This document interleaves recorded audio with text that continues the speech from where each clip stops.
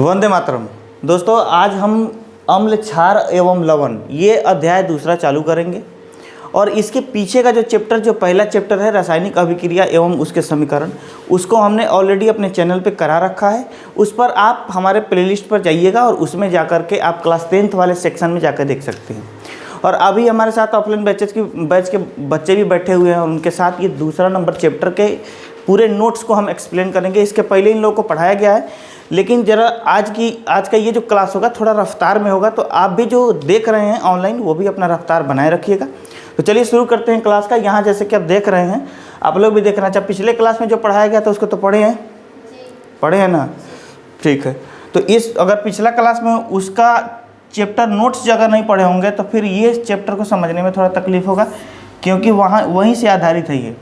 अब ये है अम्ल, क्षारक एवं लवण, इसका पार्ट 1 है। इसका मतलब ये चैप्टर को 2 से 3 पार्ट में करेंगे हम लोग। पूरा का पूरा नोट्स एक वीडियो में, एक लेक्चर में समझना मुश्किल है, या फिर हम करा भी नहीं पाएंगे, इतना लंबा हो जाएगा, बोरिंग हो जाएगा। इसलिए अलग अलग समय में कर लेंगे, हम 2-3 दिन में इसे कंप्लीट कर लेंगे। देखिए, अब बढ़ते हैं। कुछ मोटिवेशन जीवन में बड़ा ज़रूरी है कि कुछ भी आसान नहीं है, जो मेहनत करता है वही तख्त हासिल करता है। कोई भी काम करना आसान है नहीं है। तो अगर आप मेहनत नहीं करिएगा तो वो नहीं पाइएगा जो बाकी लोग पाएगा, मेहनत करने वाला लोग। तो आपको यदि तख्त हासिल करना है तो मेहनत करना पड़ेगा। ठीक है, चलिए अब बढ़ते हैं आज के सेशन की तरफ। तो चैप्टर का नाम है क्या? चैप्टर का क्या नाम है? अम्ल, क्षारक एवं लवण। तो चैप्टर का नाम ही है अम्ल, क्षारक एवं लवण। तो हम शुरू करते हैं किससे? अम्ल से। अम्ल से शुरू करते हैं। अम्ल क्या होता है? आपने अभी तक बहुत चीज़ खाया होगा, आज तक खाए होंगे कि नहीं? ज़रा सोचिए उन सब चीज़ों के बारे में जो खाए हैं। उनमें खट्टे चीज़ों को आप ज़रूर खाए होंगे। नींबू खाए हैं, है कि नहीं?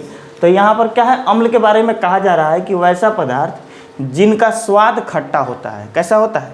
जिनका स्वाद खट्टा होता है। और आप लोग जो हमें ऑनलाइन अपने मोबाइल पे देख रहे हैं, वो लोग कॉपी कलम ले के बैठिएगा, ताकि एक्सप्लेन करते वक्त इन चीज़ों को नोट कर लीजिएगा। या फिर हम स्क्रीन से जब भी हटे वीडियो को पॉज करिए और वहाँ से स्क्रीनशॉट ले लीजिए, फिर उसका नोट्स बना लीजिएगा। देखिए, अब अम्ल क्या है? तो वैसे पदार्थ जिनका स्वाद खट्टा होता है वो क्या होते हैं? अम्ल होते हैं। तथा जो नीले लिटमस पत्र को लाल कर देता है, नीले लिटमस पत्र को लाल कर देता है। लिटमस पत्र एक पेपर के जैसा आता है, ठीक है, और उस पर लिटमस लगा होता था। लिटमस एक प्रकार का विलयन होता है, जिसके बारे में हम आगे पढ़ेंगे। तो यहाँ पर जो नीला लिटमस पत्र होता है उसको लाल कर देता है। याद करने का क्या तरीका है? देखिए, अम्ल के अंतिम में क्या है? ल है। क्या है? ल है। और जब नीला लिटमस पत्र को आप अम्ल में डालिएगा तब वह रिजल्ट क्या देगा? लाल देगा। जो रिजल्ट देगा वो भी ल से बन रहा है। किससे बन रहा है? ल से बन रहा है। तो याद करने का तरीका यहाँ से हो गया कि नीला लिटमस पत्र को क्या कर देगा? लाल कर देगा। तथा जो धातु से अभिक्रिया करके हाइड्रोजन गैस मुक्त करता है। धातु कैसा?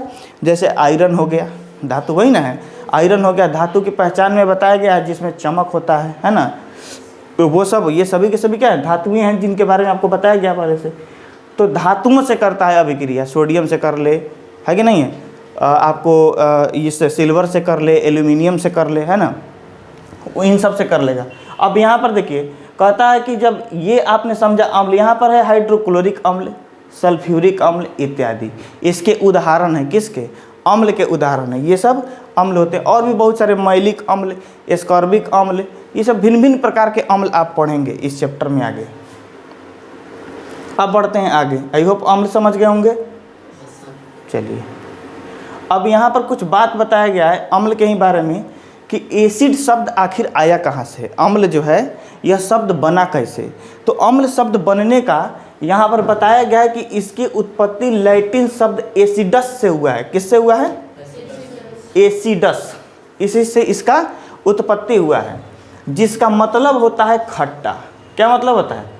खट्टा। यानी खट्टे पदार्थ में यह एसिड पाया जाता है, इसीलिए इसे क्या कहा गया? अंग्रेजी में एसिड कहा गया। खट्टे पदार्थ में पाए जाने वाले इन विलयनों को। अब दूसरा टॉपिक था, उसमें अम्ल के बाद क्षारक, क्षार, है ना? क्षारक और क्षार दो भिन्न चीज़ें हैं, इनको हम समझा देंगे आपको। यहाँ देखिए, अब क्षार क्या होता है?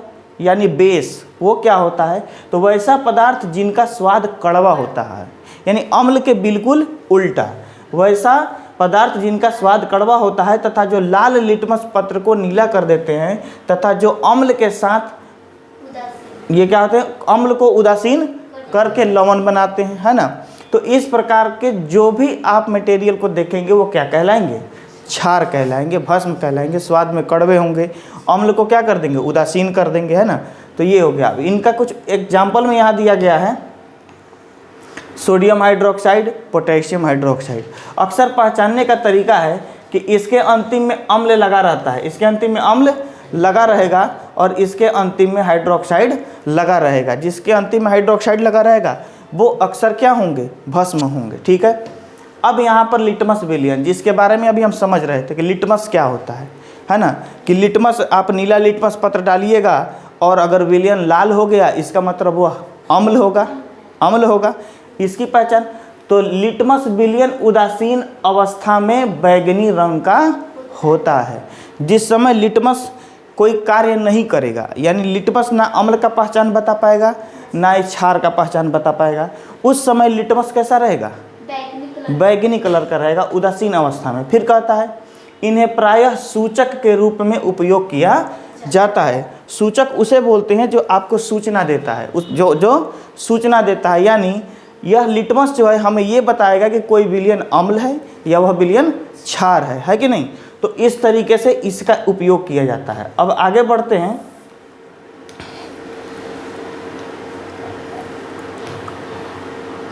ये रहा आप नोट में दिया गया है कुछ बात, जैसे किसी चीज़ का, जैसे खाने वाले कोई ऐसे पदार्थ होते हैं जिनको दूर से ही उनका गंध आपको मिल जाता है, पता चलता है कि ये इस आदमी ने ये चीज़ खाया होगा, है कि नहीं है, दूर से ही पता चल जाता है। तो कहता है कुछ ऐसे पदार्थ होते हैं जिनकी गंध अम्लीय या क्षारकीय माध्यम में बदल जाती है।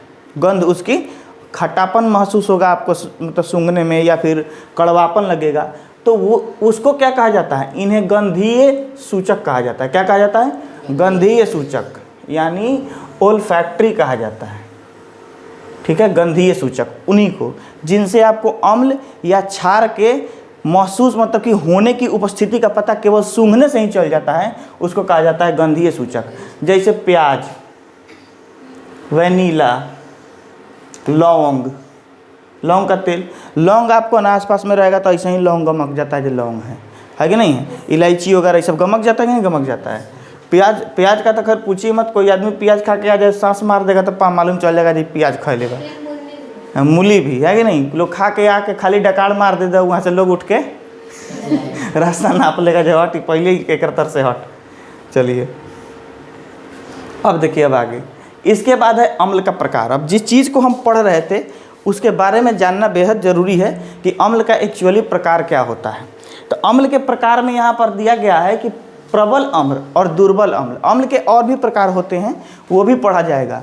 अम्ल के तनु अम्ल है ना, वो जो इसके पहले मतलब कि आपको जब ऑफलाइन क्लास में पढ़ाया गया था तो अम्ल के और भी टाइप्स पढ़ाए गए थे, तो उनको भी पढ़ेंगे। जैसे यहाँ पर है अम्ल के प्रकार, प्रबल अम्ल और दुर्बल अम्ल।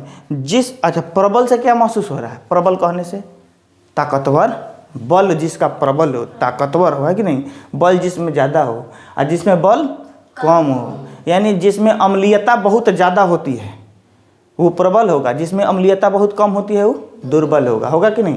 अब यहाँ क्या है, प्रबल अम्ल, एक अम्ल जो जल में पूरी तरह आयनित होता है और इस तरह बड़ी मात्रा में H+ आयन देता है। क्या देता है, यानी हाइड्रोजन रिलीज करेगा। वो क्या रिलीज करेगा, हाइड्रोजन रिलीज करेगा अधिक। तो इस तरह जब भी पैदा करेगा इस तरीके से हाइड्रोजन अधिक करेगा, तो ऐसा अम्ल क्या कहलाएगा, प्रबल अम्ल कहलाएगा। अब आपसे सवाल पूछ लिया जाएगा कि प्रबल अम्ल के बारे में निम्न में से कौन सा कथन सही है। उसमें देगा कि अत्यधिक हाइड्रोजन आयन उत्पादित होता है, कम हाइड्रोजन आयन उत्पादित होता है, अत्यधिक हाइड्रोक्साइड आयन उत्पादित होता है, कम हाइड्रोक्साइड आयन उत्पादित होता है कि नहीं। ऐसा सवाल का ऑप्शन हो सकता है। तो वहाँ पर अत्यधिक, जहाँ पर हाइड्रोजन आयन का उत्पादन होगा वहीं क्या होगा, इसका सही आंसर होगा, वहीं प्रबल अम्ल के बारे में सही कथन होगा। तो इस तरह से सवाल आपको आ सकते हैं। तो प्रबल अम्ल के कुछ यहाँ पर दिए गए हैं, जैसे हाइड्रोक्लोरिक अम्ल, सल्फ्यूरिक अम्ल। अब HCl कहाँ छूटता है? हमारे पेट में छूटता है, ताकि भोजन को पूरी तरह पाचन करने में, बैक्टीरियाओं को मारने में, पेट में भिन्न भिन्न प्रकार के जो खाना के साथ गए हैं जीवाणु जो बेकार हैं उनको मारने में काम करता है ये HCl। इसके बारे में जब बायोलॉजी पढ़ा जाएगा तो उस समय आपको मालूम चलेगा। ये फार्मूला होता है, इसको याद कर जाना है। आपसे सीधा परीक्षा में डायरेक्ट ये सवाल भी पूछा जा सकता है कि सल्फ्यूरिक अम्ल का निम्न में से कौन सा सूत्र सही है कि नहीं? ऐसा ऑप्शन दे के पूछ सकता है। तो सल्फ्यूरिक अम्ल का सूत्र क्या होता है? H2SO4 होता है। क्लियर? ये दिख रहा है। और HCl हाइड्रोक्लोरिक अम्ल का सूत्र होता है। तो इस सब चीज़ को देखते देखते छोटी छोटी चीज़ों को भी याद करते चलना है आपको। अभी इस समय से आपके पास 2 महीना का समय है। 2 महीना में आदमी जो चाहे वो कर सकता है, लेकिन करे तब, बैठने से नहीं काम चलेगा। अब है दुर्बल अम्ल, उसका बिल्कुल उल्टा है कि नहीं, कि एक अम्ल जो जल में बहुत कम आयनित होता है, वहाँ पर क्या हो रहा था? प्रबल में बहुत ज़्यादा आयनित हो रहा था। ये क्या हो रहा है? बहुत कम आयनित हो रहा है। अब बहुत कम आयनित हो करके इस तरह बहुत कम मात्रा में H+ आयन देता है। ठीक है, बहुत कम मात्रा में क्या देता है? H+ आयन देता है। इसका उदाहरण में दिया गया है एसिटिक अम्ल, साइट्रिक अम्ल दिया गया है। अब ये सब चीज़ें किस किस में पाए जाते हैं इसके बारे में भी हम आगे पढ़ेंगे। ठीक है, अब देखिए अम्ल के बारे में तो पढ़ लिया अब हमने। अब हम पढ़ते हैं क्षार, भस्म के बारे में, कि भस्म कितने प्रकार के होते हैं। तो जिस तरह से अम्ल में प्रबलता होती है उसी तरह से भस्म में भी प्रबलता होती है। और ये भस्म यानी क्षार में भी प्रबलता होती है और क्षार में भी दुर्बलता होती है। तो इस तरह से प्रबल क्षार और दुर्बल क्षार होंगे, है कि नहीं? दोनों को याद करने का सबसे आसान तरीका है कि जो प्रबल क्षार होगा वो जल में पूरा आयनित होगा और ज़्यादा H+ देगा। जो प्रबल अम्ल जो होगा वो जल में ज़्यादा आयनित होगा और क्या देगा? खूब अधिक मात्रा में H+ देगा। और जो दुर्बल अम्ल होगा वो कम आयनित होगा, कम H+ आयन देगा। इसका OH- का हो जाता है। देखिए प्रबल अम्ल में क्या है? जब कोई क्षार, प्रबल क्षार में, कि जब कोई क्षार जल में पूरी तरह घुल जाता है, जल में पूरी तरह घुल जाता है तथा अधिक मात्रा में क्या देगा आपको? OH- आयन देगा। वहाँ H+ दे रहा है तो प्रबल अम्ल है, और यहाँ OH- देगा तो प्रबल क्षार है अधिक मात्रा में। ठीक है,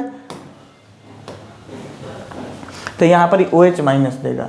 वैसे क्षार को कैसे क्या कहा जाता है? प्रबल। हाँ, तो देखिए उदाहरण में क्या है कि सोडियम हाइड्रोक्साइड और कैल्शियम हाइड्रोक्साइड, ये सब प्रबल क्षार हैं। क्या है? ये प्रबल क्षार हैं।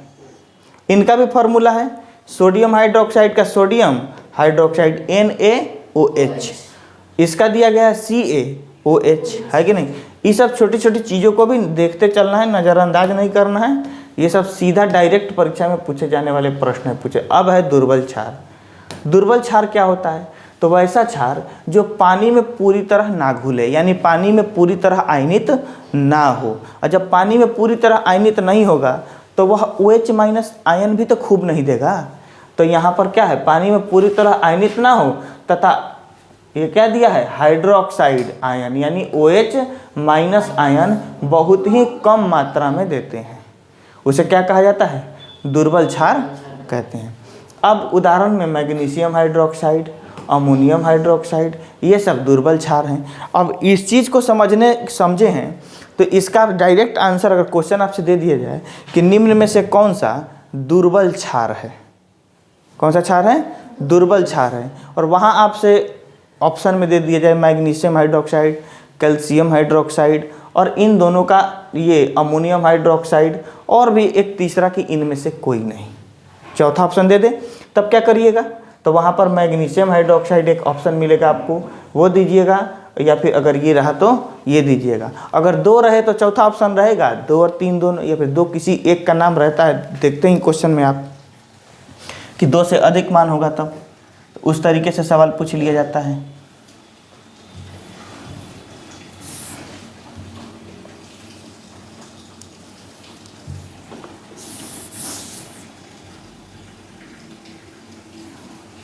यहाँ देखिए, अब अम्ल और भस्म के गुणों में अंतर। अभी हम लोग पढ़ रहे थे, अम्ल पढ़े, फिर अम्ल के प्रकार पढ़े, लिटमस समझे, हाँ, क्षार पढ़े, क्षार के प्रकार पढ़े, है ना। अब समझेंगे कि अम्ल और क्षार इन दोनों के गुण में एक्चुअली डिफरेंस क्या होता है, तो वो समझेंगे। यहाँ दिया है कि अम्ल स्वाद में खट्टे होते हैं जबकि भस्म स्वाद में कड़वे होते हैं। और डायरेक्ट जो है जब सब्जेक्टिव सवाल अगर दिया जाएगा तो उसमें ऐसे सवाल आ सकते हैं 2 नंबरिया 3 नंबरिया में कि बताइए कि अम्ल और भस्म में गुणों का अंतर क्या है, या अम्ल या भस्म में अंतर बताएं, अम्ल या भस्म में अंतर स्पष्ट करें। ठीक है, तो वहाँ पर कि अम्ल स्वाद में खट्टे होते हैं लेकिन भस्म स्वाद में कड़वा होता है। अम्ल नीले लिटमस पत्र को लाल कर देता है। अम्ल क्या करता है? नीले लिटमस पत्र को लाल कर देता है। अम्ल किस प्रकार के लिटमस पत्र को लाल करता है? नीले लिटमस पत्र को लाल करता है। और भस्म लाल लिटमस पत्र को नीला कर देता है। उल्टा है, भस्म लाल लिटमस पत्र को नीला कर देगा। क्लियर? तो ये वाला बात दिमाग में रखिएगा कि लाल लिटमस पत्र होगा तो वह कब नीला होगा, किस चीज़ में डालने से पता चलेगा कि नीला हो गया? लाल लिटमस पत्र। भस्म में, किस में? भस्म में डालेंगे लाल लिटमस पत्र। यदि आपसे सवाल दे दिया जाए कि यदि किसी विलयन में लाल लिटमस पत्र डालने पर उसका रंग नीला हो जाता है, कैसा हो जाता है? नीला हो जाता है, तब उस स्थिति में पूछ लिया जाए आपसे कि तो बताइए लिटमस पत्र कैसा था, है कि भस्म में लिटमस पत्र होगा, नीला या लाल का कलर का रंग पूछ ले, तब क्या बताइएगा? भस्म को जांच रहा है वो, है कि नहीं? और नीला से लाल नीला से क्या हो जाएगा? लाल से नीला हो जाएगा। तो लाल से जब नीला होगा तो भस्म में को चेक करके पता बताएगा, और जब नीला से लाल होगा तो वो अम्ल बताएगा। क्लियर है? कन्फ्यूजन होगा तो पूछ लीजिएगा। अब आइए इसका तीसरा अंतर। तीसरा अंतर में कह रहा है कि अम्ल धातु से अभिक्रिया करके H+ आयन देता है। अम्ल क्या करता है? वह धातु से अभिक्रिया करता है और H+ आयन देता है। लेकिन जबकि भस्म जो होता है वह धातु से अभिक्रिया करता है तो OH- आयन देता है। कौन देता है? OH- आयन देता है। तो ये भी अंतर है इनका कि अम्ल जो होता है वह जब भी धातु से अभिक्रिया करेगा तो वह H+ आयन देगा, लेकिन वहीं जब यदि भस्म धातु से अभिक्रिया करेगा तो वह OH- आयन देगा। अब अम्ल का pH मान 7 से कम होता है, 7 से कम होता है, लेकिन क्षार का, भस्म का pH मान 7 से ज़्यादा होता है, 7 से ज़्यादा होता है। अब देखिए, अगर अम्ल का pH मान 7 से कम होता है तो बताइए जिसका pH मान 5 होगा और जिसका pH मान 6 होगा, ये 2 अलग अलग विलयन है, कौन ज़्यादा खट्टा होगा? 5 वाला ज़्यादा खट्टा होगा। क्यों? ऊपर से जब नीचे की तरफ जाएंगे ना मान में, तो pH मान जब घटते जाता है तो खट्टापन बढ़ते जाता है, अम्लीयता बढ़ते जाता है। pH मान घटते जाएगा, अम्लीयता बढ़ते जाएगा। ठीक है, इसका ध्यान रखिएगा। अब यहाँ पर है कुछ पदार्थों के नाम हैं और उसमें पाए जाने वाले अम्ल के नाम दिए गए हैं। कुछ पदार्थ के नाम हैं और उनमें किस प्रकार के अम्ल पाए जाते हैं उनको दिया गया है। और ये बहुत ज़्यादा इम्पोर्टेंट होता है, ये बहुत ही ज़्यादा इम्पोर्टेंट होता है। ये पक्का सवाल रहता है यहाँ से, नहीं का सवाल नहीं है। आप लोग भी इसको VVI में नोट कर लीजिएगा, एकदम रहेगा तो रहेगा। देखिए, अब यहाँ पर देखिए, संतरा नींबू में कौन सा? सिट्रिक अम्ल। संतरा नींबू में कौन सा? संतरा नींबू में, आंख मूंद के याद करिए, संतरा नींबू में सिट्रिक अम्ल, सेब में मैलिक अम्ल, सेब में मैलिक अम्ल, सेब में मैलिक अम्ल, सेब में, इमली में टार्टरिक अम्ल, इमली खाए हैं? खाइला के बाद कान ले एकदम सनसना जाले, इमली खाई के हिंदी मुँह बन जाएगी, कान सनसना लगी एकदम, इतना खट्टा होता है। तो क्या कौन सा अम्ल है उसमें? टार्टरिक अम्ल। सिरका में, सिरका अचार को कहा जाता है, अचार। सिरका में एसिटिक अम्ल, सिरका में, दही में लैक्टिक अम्ल, दही में लैक्टिक अम्ल। और दही वाला बात आपको बताया जा चुका है, दही में लैक्टिक अम्ल। टमाटर में ऑक्जेलिक अम्ल, टमाटर में ऑक्जेलिक अम्ल, टमाटर में ऑक्जेलिक अम्ल। अमाशय में पेट में जो रस छूटता है कौन सा? हाइड्रोक्लोरिक अम्ल। कौन सा? हाइड्रोक्लोरिक अम्ल। चाय में टैनिक अम्ल, चाय में टैनिक अम्ल, चाय में टैनिक अम्ल। विटामिन सी में एस्कॉर्बिक अम्ल, विटामिन सी में एस्कॉर्बिक अम्ल, विटामिन सी में लाल चींटी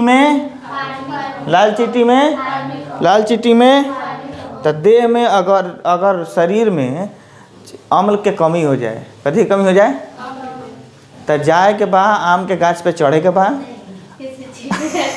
वहाँ पर माटा को गोटिया लेना है। माटा को क्या करना है? एकत्र कर लेना है, ले आके खूब भुजवा के उसको क्या करना है? खा लेना है। हम किसी जीव का हत्या करना नहीं सिखा रहे हैं ठीक है। तो माटा को क्या करना है? लाना है। लाल चींटी है, लाल चींटी है तो उस पर फॉर्मिक अम्ल होगा।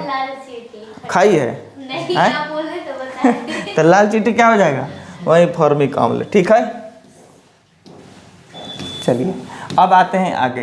कहता है कि अम्ल तथा क्षारक के रासायनिक गुणधर्म क्या होते हैं, यानी अम्ल का क्या रासायनिक गुणधर्म है। अम्ल जब किसी से रिएक्शन करेगा तो कैसा आपके पास प्रॉपर्टी देगा, क्या चीज़ शो करेगा, कैसा व्यवहार करेगा, उसके बारे में पढ़ना है। और जब क्षार किसी धातु से या क्षार कभी रासायनिक अभिक्रिया करेगा तो वह कैसा व्यवहार करेगा, इसके बारे में पढ़ना है।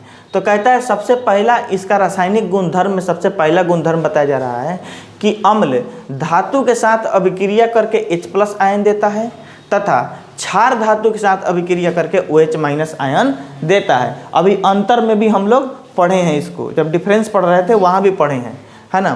तो देखिएगा इसका, तो जब ये देता है मतलब कि अम्ल जब भी अम्ल जो होगा वह जब भी धातु से अभिक्रिया करेगा तो कौन सा आयन देगा? H+ हाइड्रोजन आयन देगा। और जब ये आपका भस्म धातु से अभिक्रिया करेगा तो OH- देगा। उसके लिए देखिए ये है क्षार, देखिए ये है क्षार और ये है धातु। क्षार कर रहा है अभी धातु से अभिक्रिया। किससे अभिक्रिया? धातु से अभिक्रिया। जब धातु से अभिक्रिया करेगा तो लवण और हाइड्रोजन देगा। क्या देगा? लवण और हाइड्रोजन। देखिए इस सोडियम हाइड्रोक्साइड है तो सोडियम हाइड्रोक्साइड जिंक से अभिक्रिया कर रहा है। किससे अभिक्रिया कर रहा है? जिंक से। तब क्या बना रहा है? सोडियम जिंकेट बना रहा है। क्या बना रहा है? सोडियम जिंकेट बना रहा है और हाइड्रोजन गैस रिलीज कर रहा है। क्लियर? यहाँ पर और भी यहाँ कर रहा है नोट में, सभी धातुएं इस तरह अभिक्रिया नहीं करती हैं। सभी धातुएं जो हैं, जैसे जिंक है, जिंक के जगह पर कोई और धातु लगाते तो जरूरी नहीं है कि वह इस तरीक़ा से अभिक्रिया करेगा जिस तरीक़ा से अभी अभिक्रिया देख पा रहे हैं आप स्क्रीन पर। ठीक है, तो यहाँ पर क्या है कि नोट में ये चीज़ बता गया है कि हर धातु जो है, ये इसमें जिंक धातु है, इसमें जिंक क्या है? धातु है। एल्यूमिनियम धातु है, सोडियम धातु है, मैग्नीशियम धातु है ना, ये सब धातुएं हैं। अधिकतर जिनके अंतिम में यम लगा मिलेगा ना, उसको क्या समझिएगा? ये धातु। अभी यमराज नहीं, उसको क्या समझना है? धातु है। तो इसीलिए नीचे लिख दिया गया है कि सभी धातुएं इस तरह से अभिक्रिया नहीं करती हैं। अब देखिए जब अम्ल धातु से अभिक्रिया करेगा तो,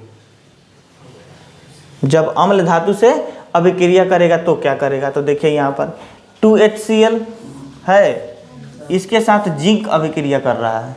क्या अभिक्रिया कर रहा है? जिंक। तो दे रहा है लवण और हाइड्रोजन। क्या दे रहा है? लवण और हाइड्रोजन दे रहा है। तो लवण और हाइड्रोजन दे रहा है तो ये है हाइड्रोक्लोरिक अम्ल और यहाँ बनेगा जिंक क्लोराइड। क्या बनेगा? जिंक क्लोराइड बनेगा। अब यहाँ कह रहा है चौथा नंबर में कि अम्ल की धातु कार्बोनेट से यदि अभिक्रिया करा दी जाए। धातु कार्बोनेट कहने का मतलब क्या है? जैसे सोडियम धातु है तो सोडियम का कार्बोनेट सोडियम कार्बोनेट, एल्यूमिनियम का कार्बोनेट एल्यूमिनियम कार्बोनेट। तो धातु का ये कार्बोनेट होता है। तो धातु का कार्बोनेट या धातु के बाइकार्बोनेट के साथ अभिक्रिया करा दिया जाए तो क्या होगा? तो धातु का जब कार्बोनेट के साथ किसी अम्ल का अभिक्रिया कराएंगे, यानी कोई किसी धातु का कार्बोनेट होगा उसके साथ अम्ल का अभिक्रिया कराएंगे तो क्या मिलेगा आपको? लवण मिलेगा और कार्बन डाइऑक्साइड जल मिलेगा। ठीक है, ये तीन चीज़ें मिलेंगी, लवण, कार्बन डाइऑक्साइड और जल मिलेगा। अभी देखिए यहाँ पर थोड़ा सा ऊपर करते हैं और चीज़ दिखाते हैं आपको। देखिए अब यहाँ पर क्या है, ये धातु का कार्बोनेट लिखे हैं, देखिए सोडियम कार्बोनेट है, ई है सोडियम कार्बोनेट, ये अम्ल है जो कि HCl है, ये दोनों एक दूसरे के साथ रिएक्शन कर रहा है। क्या कर रहा है? रिएक्शन कर रहा है। सोच रहे होइएगा कि Na2 और CO3 कहाँ से लिखती है, यही ना, देखिए Na2CO3 सोडियम बाइकार्बोनेट का, सोडियम कार्बोनेट का क्या होता है, फार्मूला होता है, सोडियम कार्बोनेट का फार्मूला होता है, जिस फार्मूला में कोई छेड़छाड़ हम नहीं कर सकते हैं। ये जैसा का तैसा एज इट इज लिखा जाता है, और आप रिएक्शन के बाद जो चीज़ पैदा होगा उसको भी उसी तरीके से लिखा जाता है। तो यहाँ पर सोडियम कार्बोनेट का जब हम अम्ल HCl हाइड्रोक्लोरिक अम्ल से अभिक्रिया करा रहे हैं तो हमें सोडियम क्लोराइड मिल रहा है। क्या मिल रहा है? सोडियम क्लोराइड, और जल मिल रहा है, और कार्बन डाइऑक्साइड मिल रहा है। देखना है, कार्बन डाइऑक्साइड और जल मिलेगा। समझ में आ गया बात? यानी जब भी किसी धातु के कार्बोनेट से अम्ल अभिक्रिया करेगा तो वह लवण देगा, जल देगा और कार्बन डाइऑक्साइड देगा। ठीक है, चलिए अब आगे बढ़ जाते हैं। यानी धातु के बाइकार्बोनेट से, वहाँ ये भी लिखा हुआ था कि धातु के कार्बोनेट और धातु के बाइकार्बोनेट दोनों से अभिक्रिया करने पर वही होता है। तो धातु के कार्बोनेट का अभिक्रिया देख लिए, अब धातु के बाइकार्बोनेट का अभिक्रिया देखिए। धातु का बाइकार्बोनेट जब अम्ल के साथ अभिक्रिया कर रहा है तो लवण, कार्बन डाइऑक्साइड और जल दे रहा है। सेम वही प्रोसेस है कि नहीं है? तो यहाँ देखिए, इस सोडियम बाइकार्बोनेट है, क्या है यह? सोडियम बाइकार्बोनेट है। तो सोडियम बाइकार्बोनेट जब HCl के साथ अभिक्रिया करेगा तो सोडियम क्लोराइड, ये कार्बन डाइऑक्साइड और जल बनेगा। क्या बनेगा? जल बनेगा। क्या क्या बना? सोडियम क्लोराइड लवण बना, ये लवण है, कार्बन डाइऑक्साइड बना और जल बना। ठीक है, तो ये चीज़ें बन के आपको आएंगी जब धातु के बाइकार्बोनेट के साथ अम्ल अभिक्रिया करेगा। ठीक है, अभी देखिए, अब अम्ल के साथ धात्विक ऑक्साइड की, अब धात्विक ऑक्साइड कहने का मतलब क्या है? सोडियम ऑक्साइड हो गया या फिर एल्यूमिनियम ऑक्साइड हो गया, है ना।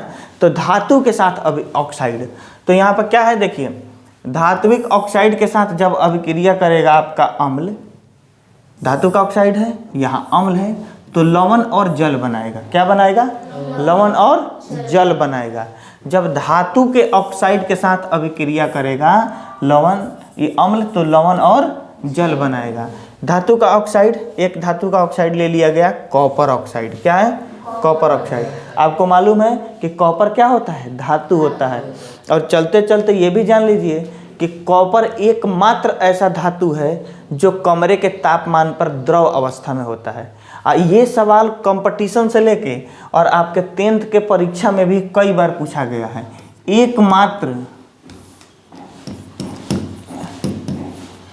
एकमात्र धातु है वह, कौन? कॉपर। समझ में आया?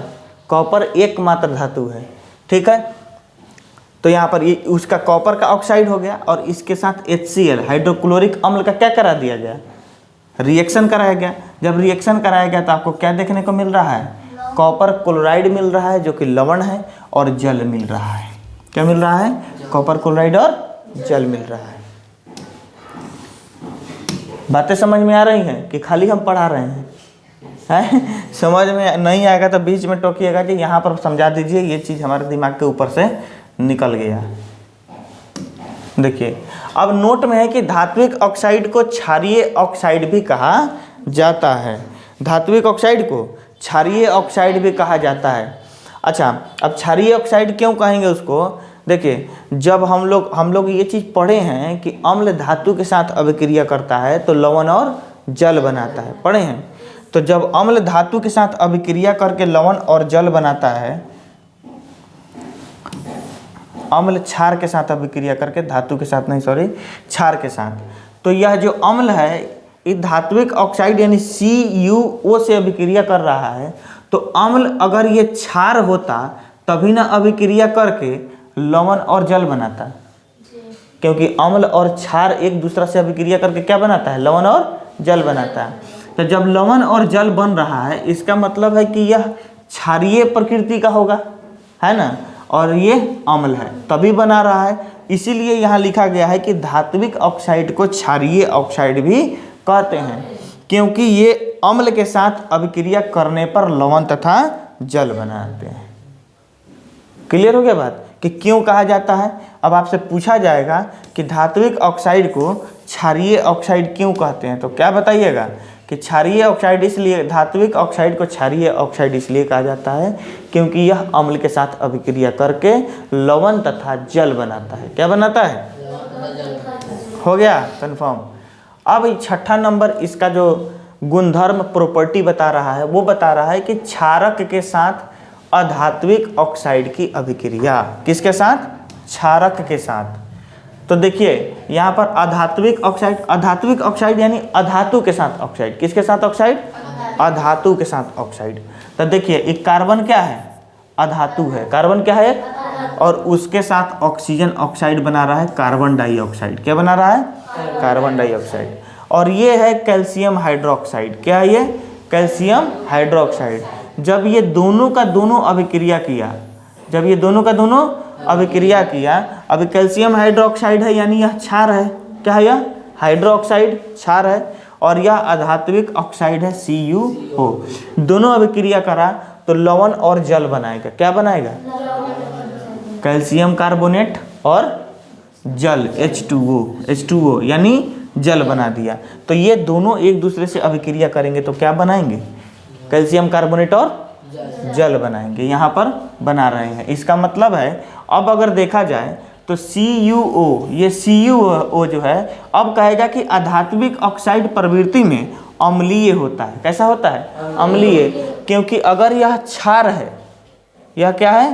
क्षार है, तो अम्ल ही होगा तभी इससे अभिक्रिया करके यह लवण और जल बनाएगा। ये कॉमन सेंस की बात है। तो इसलिए यहाँ पर कार्बन का जो ऑक्साइड है यानी जो अधातु का ऑक्साइड है, इस अधातु के ऑक्साइड के साथ जब क्षार का अभिक्रिया कराया जा रहा है तो लवण और जल बन रहा है। इसीलिए कहा गया है कि अधात्विक ऑक्साइड प्रवृत्ति में अम्लीय होता है। कैसा होता है? अम्लीय होता है। यानी कार्बन डाइऑक्साइड कैसा लगेगा आपको? खट्टा लगेगा खाने पीने में। कार्बन डाइऑक्साइड कैसा लगेगा? खट्टा लगेगा स्वाद में। अम्लीय प्रकृति का होता है क्योंकि यह क्षार के साथ अभिक्रिया करने पर लवण तथा जल बनाता है। क्या बनाता है? हो गया? ये बात समझ गए? अब आपसे पूछा जाएगा कार्बन डाइऑक्साइड कैसा लगेगा टेस्ट में, तो क्या बताइएगा? आगे चाटने के फिराक में पड़ जाइएगा। आए? हाँ बता दीजिएगा, कारण भी बता दीजिए। कोई पूछेगा जो का है, कोई चटले पड़े का हैं? पड़े हुए हैं, चाटे थोड़ी हैं, पड़े हुए हैं। तो कैसे पड़े हैं? तो बताएंगे कि अधात्विक ऑक्साइड के साथ जब अधात्विक ऑक्साइड है। कार्बन डाइऑक्साइड क्या है? एक अधात्विक ऑक्साइड है जिसका क्षार के साथ अभिक्रिया कराया जाता है तो लवण और जल बनता है। अगर CO2 अम्लीय नहीं होता तो क्षार के साथ अभिक्रिया करके लवण और जल नहीं बनाता। तो लवण और जल बनाता है, इसका मतलब क्या है? वो अम्लीय है। कैसा है? अब आइए यहाँ पर कि सभी अम्लीय विलयन विद्युत धारा प्रवाहित करते हैं। जितना चीज़ खाए में खट्टा लगता है वो सबसे करंट फ्लो करता है। मैंने केहू के देह में नींबू सटा के आने से करंट सटा दिया है तो झंझना जाइए, वो करें झंझना कि ना, उसके अंदर से रस, नींबू का रस बहवा दीजिए, कहिए जो पानी थोड़े है जो करंट लगी। हाँ आप सटा दीजिए खाली, झंझन आ जाएगा। आप लोग जाके सटाइएगा नहीं, आप लोग भी जो सुन रहे हैं वो सटाइएगा नहीं।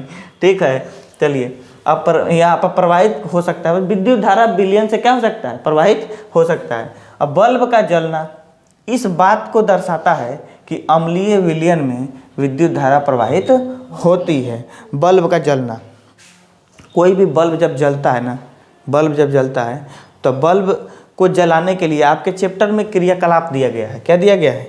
क्रियाकलाप दिया गया है। उस क्रियाकलाप को किताब में है। ठीक है, उस क्रियाकलाप में देखिएगा तो बल्ब जलाया गया। आप कैसे बल्ब जलाएंगे देखिएगा। एक ऐसा पात्र ले लीजिए, समझिएगा ये बात काहे लिखा गया है, इसके पीछे का कारण बताते हैं। देखिए एक ऐसा पात्र ले लीजिए, वहाँ दिख रहा है, स्क्रीन पर विजिबल हो रहा है।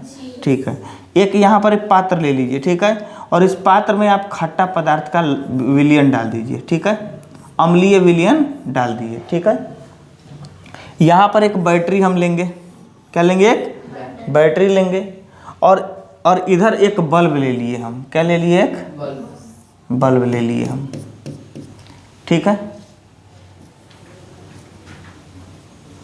एक बल्ब हम ले लिए यहाँ पर, ठीक है, बल्ब ले लिए। अब एक्चुअली क्या होगा कि यहाँ पर इधर एक साइड में प्लस का चिन्ह जो मुँहवा निकला रहता है ना, यानी प्लस रहता है ना, माइनस रहता है, तो हम दोनों एक तार लिए और ले आके बल्ब में लगा दिए। यहाँ से दूसरा तार लिए इसमें डुबा दिए, और यहाँ से एक तार ले आके इसमें डुबा दिए। अब ये बल्ब जलेगा कि नहीं जलेगा, जलेगा, जलेगा ना बल्ब। क्यों जलेगा, क्योंकि यहाँ से जो बिजली फ्लो होके जा रही है वो इधर से जा रही है और इसके अंदर जा रही है, और यहाँ से यहाँ ट्रांसफ़र होकर इधर चली जा रही है, तब यह बल्ब ग्लो करेगा। और बल्ब ग्लो करने का तात्पर्य यह है, इसका मतलब है कि इस अम्लीय पदार्थ से, अम्लीय विलयन से इलेक्ट्रिसिटी पास कर रही है। समझ में आ गया बात? ये अब तो क्लियर हो गया होगा और कि कैसे इलेक्ट्रिसिटी पास करेगा, काहे ही बात लिखा गया है बल्ब का जलना। चलिए अब आइए नोट में अम्ल के दो अन्य प्रकार, अम्ल के दो अन्य प्रकार, एक तनु अम्ल और एक सांद्र अम्ल, एक तनु अम्ल और एक सांद्र अम्ल। तो तनु अम्ल और सांद्र अम्ल के बारे में समझते हैं। यहाँ पे कह रहा है कि जिसमें अल्प मात्रा में अम्ल तथा अधिक मात्रा में जल हो, जिसमें अल्प मात्रा में अम्ल तथा अधिक मात्रा में जल हो, अर्थात जिसमें खटापन कम हो और पानी का मात्रा ज़्यादा हो, जिसमें अम्ल कम हो और पानी का मात्रा ज़्यादा हो, उसे कैसा अम्ल कहेंगे, तनु अम्ल कहेंगे। कैसा अम्ल कहेंगे, तनु अम्ल कहेंगे, ध्यान से। और सांद्र अम्ल किसे कहेंगे, तो जिसमें अम्ल का अधिक मात्रा हो तथा जल की मात्रा कम हो, उल्टा हो जाए, तो क्या हो जाएगा, सांद्र अम्ल हो जाएगा। क्या हो जाएगा, वो सांद्र अम्ल हो जाएगा। ये दोनों बात समझ में आ गया। नोट में देखिए कि सभी क्षारक क्षार नहीं होते हैं, जितने भी क्षारक हैं वो सारे के सारे क्षारक क्षार नहीं होते हैं। कुछ जल में घुलनशील क्षारक को ही क्षार कहा जाता है, ठीक है। मतलब जनरली जितनी चीज़ें आप देखते हैं, जितने क्षार, जितने भस्म, बेस के बारे में हम पढ़ रहे हैं, तो जनरली जो जल में घुलने वाले क्षारक हैं, जो जल में घुलने वाले क्षारक हैं, उसको कहा जाता है क्षार। उसको क्या कहा जाता है, क्षार। तो सभी का सभी क्षारक तो जल में नहीं ना घुलेगा, सभी का सभी क्षारक जल में नहीं घुलता है। और जब सभी का सभी क्षारक जल में नहीं घुलेगा तो सब का सब क्षार नहीं कहलाएगा, सब का सब क्षार नहीं कहलाएगा। इसीलिए लिखा गया है कि सभी क्षारक क्षार नहीं होते हैं, कुछ जल में घुलनशील क्षारक को ही क्षार कहा जाता है। जैसे सोडियम हाइड्रोक्साइड, ये सोडियम हाइड्रोक्साइड क्या है, क्षार है। क्या है, यह क्षार है। क्यों क्षार है, क्योंकि यह जल में घुल सकता है। यह एक ऐसा क्षारक है, सोडियम हाइड्रोक्साइड एक ऐसा क्षारक है जो जल में घुल सकता है। कहाँ घुल सकता है, जल में। यह जो है जल में घुल सकता है। अब चूंकि यह जल में घुल जाएगा तो जल में घुलने की वजह से इसको हम कहेंगे क्षार। क्या कहेंगे, क्षार। अभी समझ में आ गया बात, ये क्षार क्यों है। तो यह क्षारक भी है और क्षार भी है। अब पोटेशियम हाइड्रोक्साइड, यह भी वही है। तो अतः सभी क्षार क्षारक होते हैं। इसलिए अगर यह क्षार है, इसका मतलब यह क्षारक है ना, क्योंकि क्षारक ही जल में घुलेगा तो क्षार कहलाएगा, है कि नहीं है। तो अगर यह क्षार है, इसका मतलब यह क्षारक है। लेकिन अगर यह क्षारक है तो जरूरी नहीं हो कि यह क्षार होगा, ठीक है। तो परंतु सभी क्षारक क्षार नहीं होते हैं। अब बताइए, अगर यह क्षारक पानी में नहीं घुलनशील होता तो ये क्षार होता, नहीं होता, यह क्षारक ही होता। अभी क्लियर हो गया होगा इस बात को, क्षारक और क्षार। चलिए आगे बढ़ते हैं। यहाँ पर कि अम्ल एवं क्षारक के विलयन की प्रबलता, अम्ल एवं क्षारक के विलयन की प्रबलता, यानी अम्ल और क्षारक के विलयन में क्या पावर होता है, क्या उसकी शक्ति होती है, उसके बारे में समझते हैं। यहाँ पर कह रहा है कि किसी क्षार या अम्ल की प्रबलता उसके द्वारा उत्पन्न H+ आयन एवं OH- आयन की संख्या पर निर्भर करता है। यानी कोई क्षार या कोई अम्ल जल में घुल करके कितना ज़्यादा मात्रा में H+ आयन देता है या कितना ज़्यादा मात्रा में OH- आयन देता है, इस पर उसकी शक्ति निर्भर करती है। तो साधारण भाषा में कहें तो कौन पानी में कितना ज़्यादा घुल सकता है। समझ में आया बात? कौन पानी में कितना ज़्यादा घुल सकता है, और ज़्यादा घुलेगा तो ज़्यादा देगा। समझ में आया बात? अब कहता है किसी विलयन में उपस्थित हाइड्रोजन आयन की सांद्रता ज्ञात करने के लिए एक स्केल विकसित किया गया जिसे pH स्केल कहा जाता है। मतलब कि कोई भी विलयन है, उस विलयन में हाइड्रोजन कितना ज़्यादा है, हाइड्रोजन कितना ज़्यादा है, यानी हाइड्रोजन आयन कितना भरा हुआ है, इस चीज़ को पता करने के लिए एक स्केल बनाया गया, एक यंत्र बनाया गया, एक मशीन, एक गैजेट बनाया गया, जिसका नाम दिया गया pH स्केल। क्या नाम दिया गया? pH स्केल नाम दिया गया इसका। ठीक है, ये बात समझ गए आप कि pH स्केल क्या होता है? तो pH स्केल वो होता है जो किसी विलयन में H+ आयन की सांद्रता को मापता है। अब देखिए यहाँ पर दिया गया है कि pH शब्द जो है, अब हम लोग कहते हैं pH, क्या कहते हैं? pH। लेकिन यह pH आया कहाँ से? pH आया कहाँ से? तो pH में P सूचक है। pH में P क्या है? सूचक है, और H जो बताता है वह हाइड्रोजन को सूचित करता है, तो वहीं P है। तो P सूचक है पुषांश। क्या? पुषांश। यहाँ पर पोटेंज लिखा हुआ है, यह एक जर्मन शब्द है। कैसा शब्द है? जर्मन शब्द है यह, और जर्मन शब्द जिसका अर्थ होता है शक्ति। क्या अर्थ होता है? शक्ति अर्थ होता है। क्या अर्थ होता है? शक्ति। यानी pH कहाँ से आया है? एक जर्मन शब्द से पैदा हुआ है। कहाँ शब्द हुआ है? जर्मन शब्द से पैदा हुआ है यह pH शब्द। क्लियर हो गया? अभी आगे बढ़ते हैं। कहता है pH स्केल से किसी विलयन के अम्लता एवं क्षारकीयता का पता चलता है। कैसे पता चलता है? कैसे पता चलेगा किसी pH से कि कोई वस्तु अम्ल है या कोई वस्तु क्षार है? उसके बारे में देखते हैं। देखिए यहाँ पर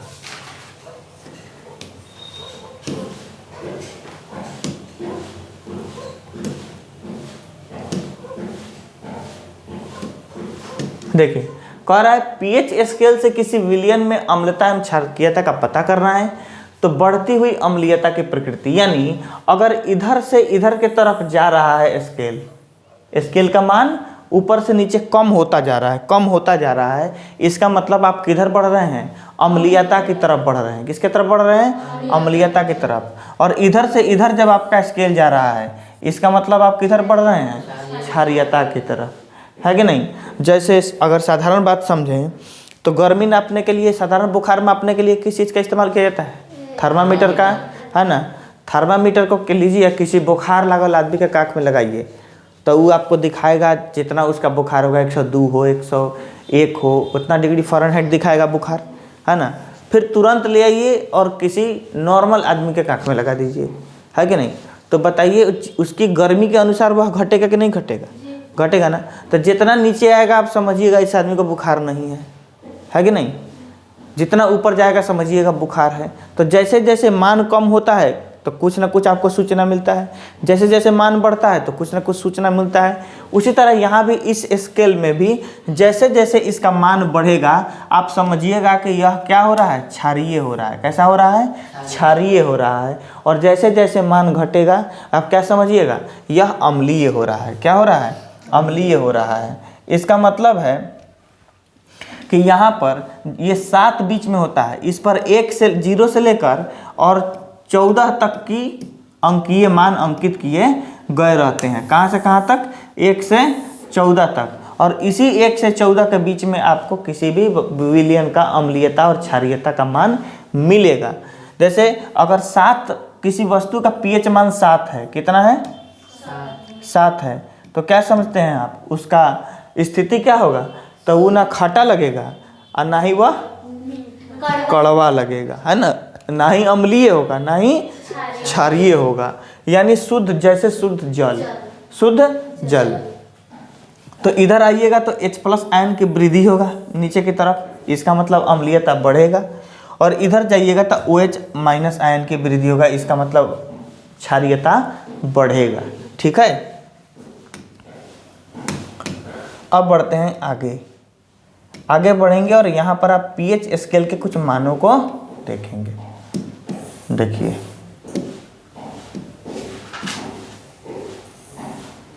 यहाँ का दिया है कि कुछ विलयन एवं उसके pH मान। अब कुछ विलयन और pH मान में क्या दिया है, पदार्थ का इधर नाम दिया है और इधर उसका pH वैल्यू दिया गया है। ठीक है, यानी अमाशय रस, कौन सा रस, अमाशय रस कौन सा होता है, कौन सा रस, हाइड्रोक्लोरिक अम्ल, है ना।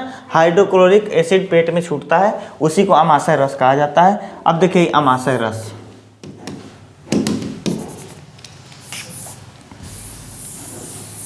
ठीक है, इस अमाशय रस में जो आप देख रहे हैं, चल कहे नहीं रहा है, इस अमाशय रस में जब आप देखिएगा तो अमाशय रस का pH मान कितना होता है, 1 होता है। कितना होता है, 1 होता है। नींबू के रस का 2.5, नींबू के रस का, रटिए नींबू के रस का, नींबू का रस का, आप लोग भी ऑनलाइन वाला आंख बंद करिए बैठिए जहाँ है वहीं।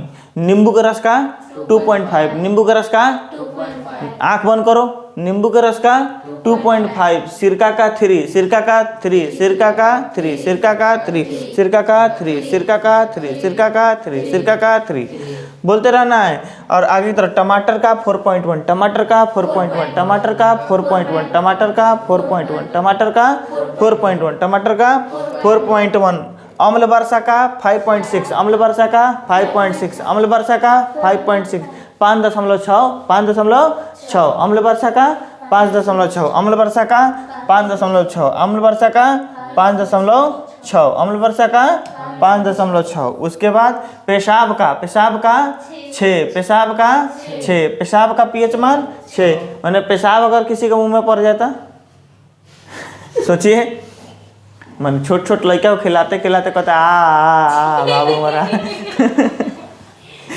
तो मुंह में जाते कैसा लगेगा, खट्टा लगेगा, लगेगा कि नहीं, खट्टा लगेगा, मुंह में जाते ओकरा खट्टा लगेगा, आगे नहीं।